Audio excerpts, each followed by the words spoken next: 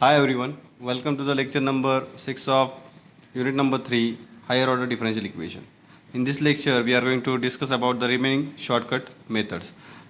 There are total 6 cases, 2 cases we have discussed so far in previous video. Now the remaining 4 cases I'm going to cover in this particular lecture. Okay, so the case number 2 is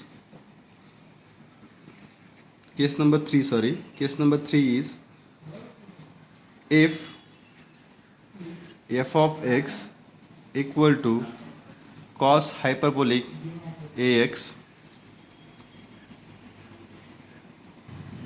or sin hyperbolic ax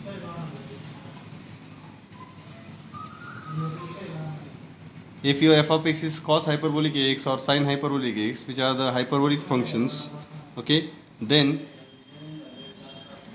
this method is quite similar to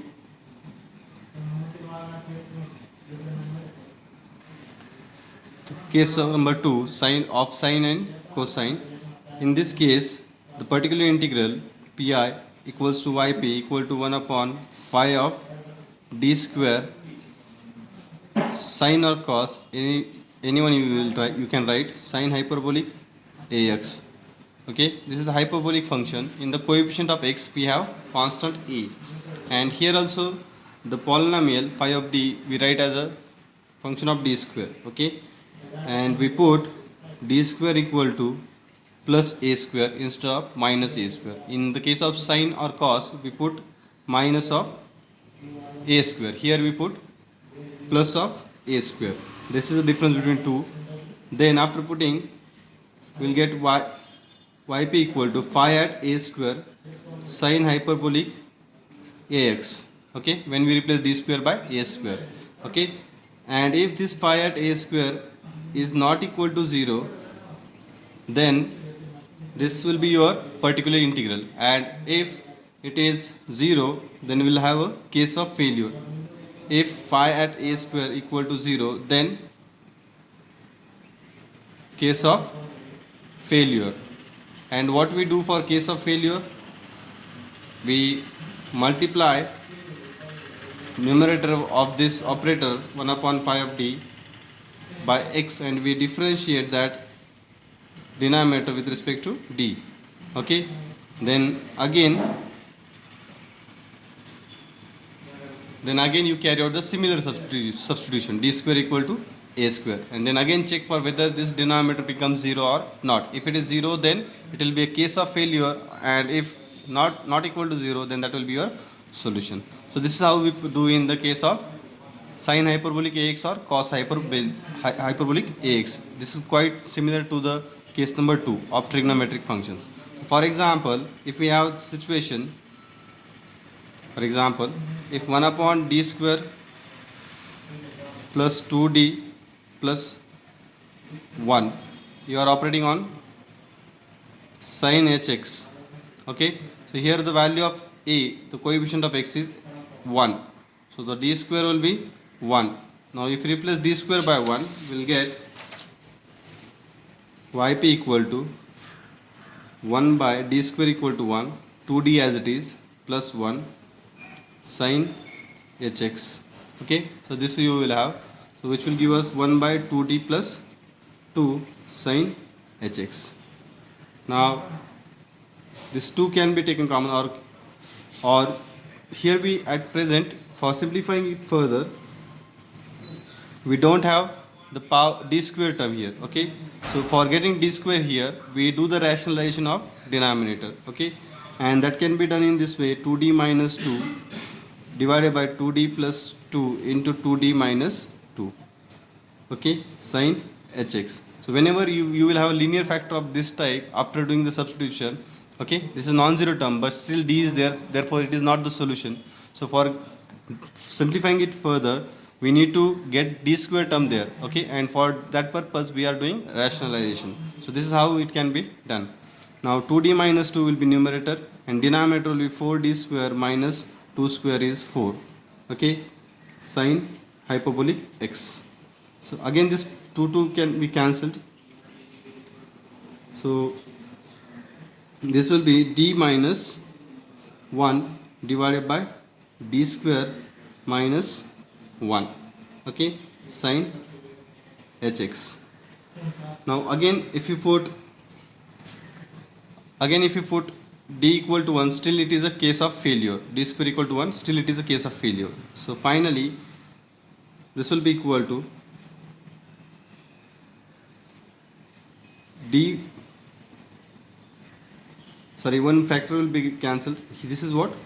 D plus,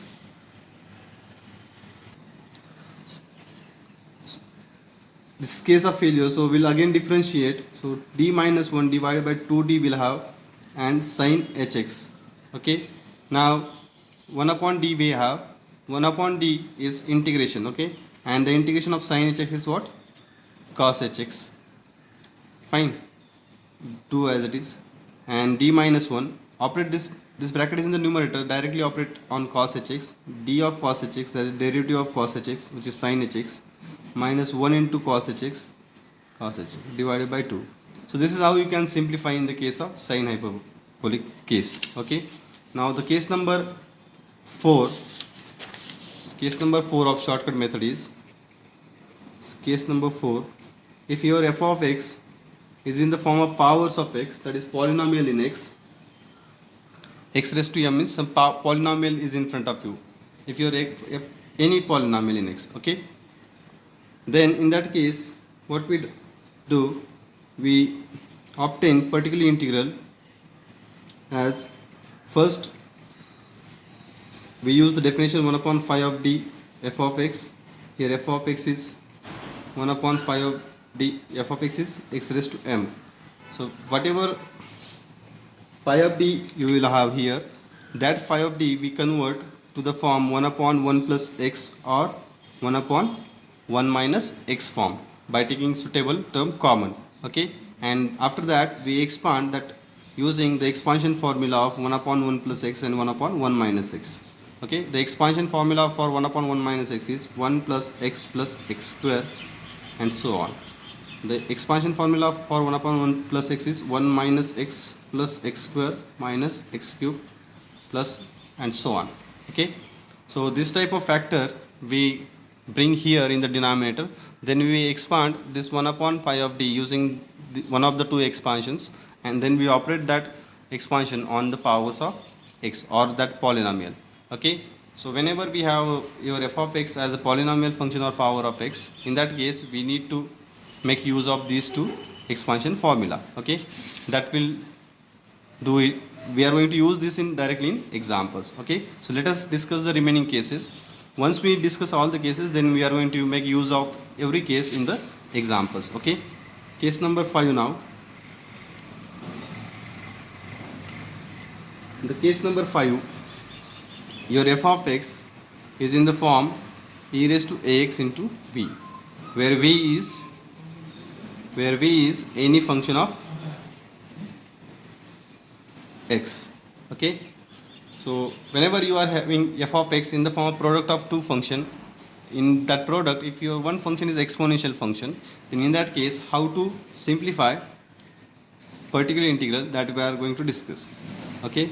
So pi we denote by yp, it is equal to 1 upon phi of d, and your f of x we are considering as e raised to x into v, where v is any function of x.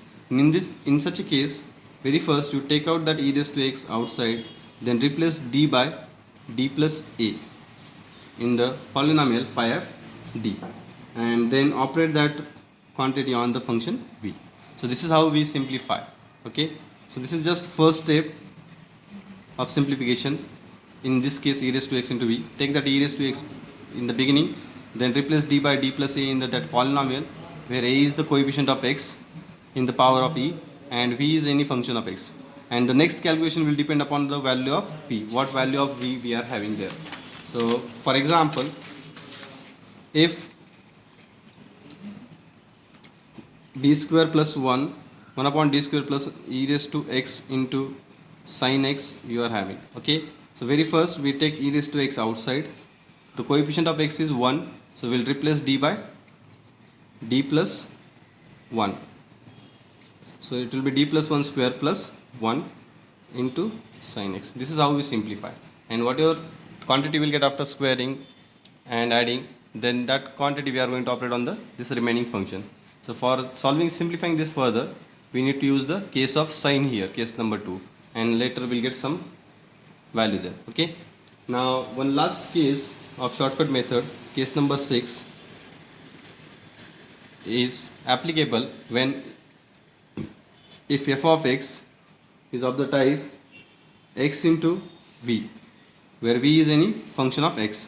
So where v is any function of x. So whenever we have this type of multiplication, that for example x into cos hyperbolic 2x, if we have this type of situation, x into some function of x, in that case you can simplify your particular integral by using this formula. 1 upon phi of d x into v can be simplified as x minus phi dash of d divided by phi of d into 1 upon phi of d operating on v. X minus phi dash of d, that is derivative of phi divided by phi of d, outside bracket 1 upon phi of d into v. This is how you have to simplify it. Okay. And this case is applicable only when 1 upon phi of d is operating on v. This 1 upon phi of d v is not a case of failure. Okay, is not a case of failure. So this outside term 1 upon phi of d, whatever v we will have there, so that 1 upon phi of d should not be a case of failure. Okay, that in only in such cases this case number 6 is applicable. Okay, so far we have discussed all the 6 cases, all the formulas we have discussed, means in each type of function how to proceed in the particular integral calculation that we have discussed. In coming lecture we are going to start solving actual non-homogeneous differential equation. Okay, and based on shortcut methods we are going to discuss the examples based on shortcut methods in coming lecture. Okay, so that's it from this lecture. Thank you so much.